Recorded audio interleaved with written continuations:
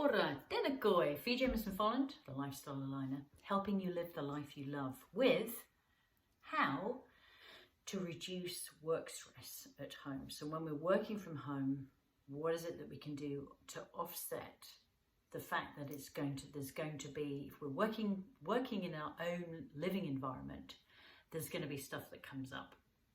That's life, right?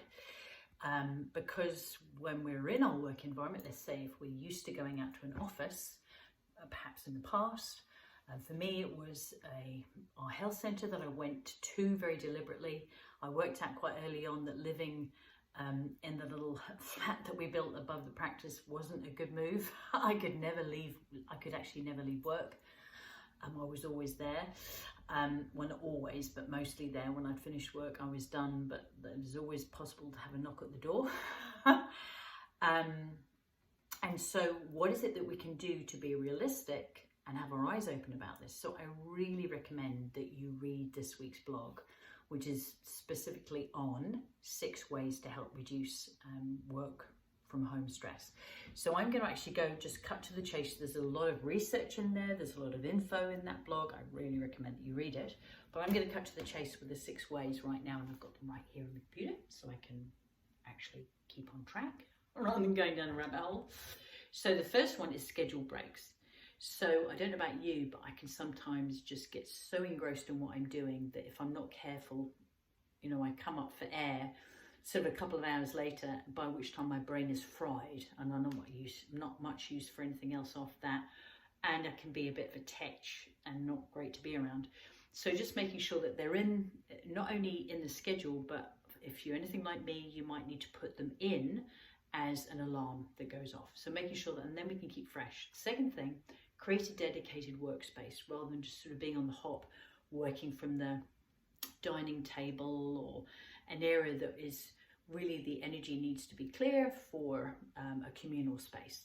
If you have that luxury to designate a work area, and taking time for yourself. So that's part of the regular breaks, is making sure that we have time for ourselves. And that way we get this sense of our cup being full, and therefore we can give, because working is giving, right? I love the way that Khalil Gibran says that work is love made visible. You know, when we really love what we do, we never work another day in our lives, when we find what it is that we really love. You know, in that way, when we've got our time designated for ourselves, then we can really enjoy it, because we know we've given in the time that we're working and serving, which is what it really is for me. And then we can really feel good about the time that we invest for ourselves. The fourth one is practicing self-care.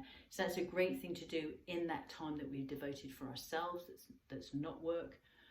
Things like making sure we're eating well, we're drinking lots of water, we're giving ourselves plenty of time to rest and sleep, to exercise, to spend time with loved ones. These are all really important things. Number 5, connecting with colleagues. So especially over the COVID response years, you know, there's been that element for many people of feeling quite isolated, even more so.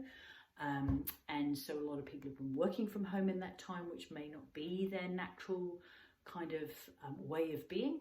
And so making sure that we are deliberate about making time for it. It might be a catch up, or it might be a Zoom chat, whatever it might look like for us, because we're all different. And then number 6 is setting boundaries. So being really clear about when is the time to say, actually, this is the break that I'm going to take to make sure I refuel myself. It might be for a tea break.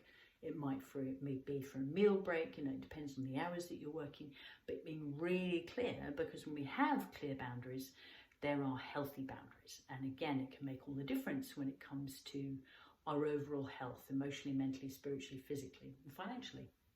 And then it can also really help us with our peace of mind when we have time off. So those are some kind of, I suppose, boiling it down to those being the key 6.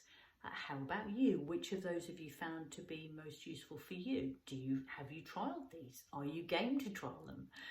So if you found this useful, or you'd like to have access to the written blog, you don't have it yet, then please let me know, and we'll make sure that you get your own copy. And I look forward to seeing you on this week's Alive with Fee, where we go a little bit deeper on Facebook Live. Ciao!